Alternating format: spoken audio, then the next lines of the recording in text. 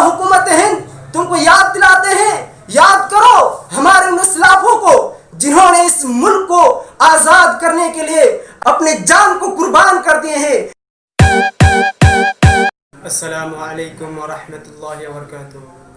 نحمدہ ونصلی علی رسولہ الکریم، اما بعد فاعوذ باللہ من الشیطان الرجیم، بسم اللہ الرحمن الرحیم۔ وقال الذين كفروا لرسلهم لنخرجنكم من أرضنا أو لتعودن في ملتنا فأوحى إليهم ربهم لنهلكن الظالمين۔ آج میں آپ لوگوں کے سامنے جس موضوع کو لے کر لب کشائی کرنے کی جسارت کرتا ہوں وہ ہے دور حاضر اور مسلمان عالم۔ محترم ناظرین، جس طرح اللہ رب العالمین اور اس کے رسول نے یہ چیلنج دے رکھا ہے کہ دنیا کے اندر قیامت تک جو بھی مسائل رونما ہے اور ہو رہے ہیں اور ہونے والے ہیں، سب کا حل اللہ رب العالمین نے قرآن کریم کے اندر کر رکھا ہے۔ اور یہ بات ہے کہ ہم جیسے نااہل اور نافہم قوم اس کو سمجھ نہ سکے، لیکن اللہ رب العالمین نے سارے مسائل کا حل تیار کر رکھا ہے۔ اسی تعلق سے میں یہ بات بتانا چلوں کہ آج ہم جس دور اور جس حالات سے گزر رہے ہیں وہ دور بہت ہی پرخطر اور نازک دور ہے۔ پوری دنیا کے اندر کہیں بھی امن و امان اور چین و سکون نام کی کوئی چیز نظر نہیں آ رہی ہے۔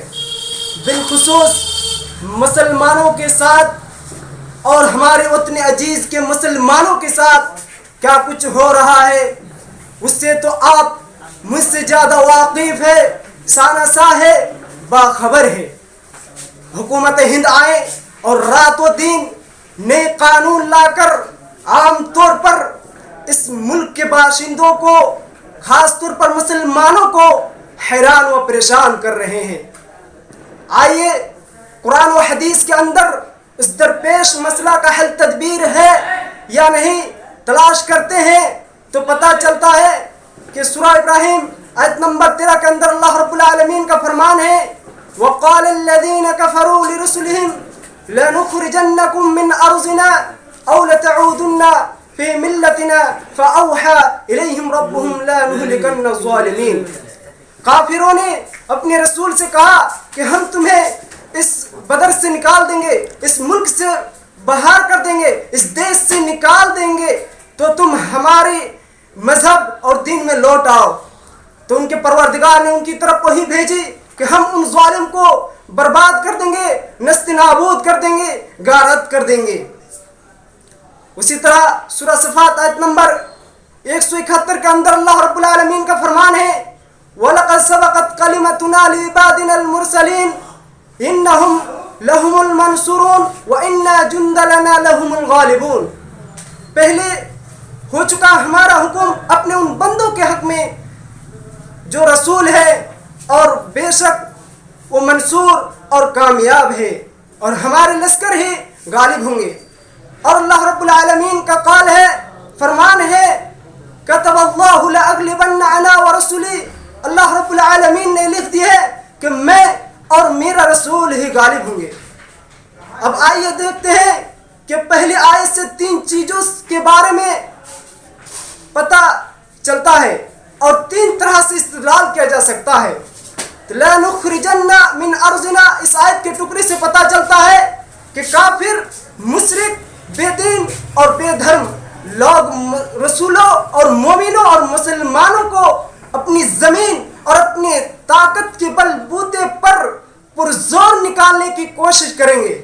گویا کہ معلوم ہو گیا کہ ایک طرح کی NRC ہے، CA ہے۔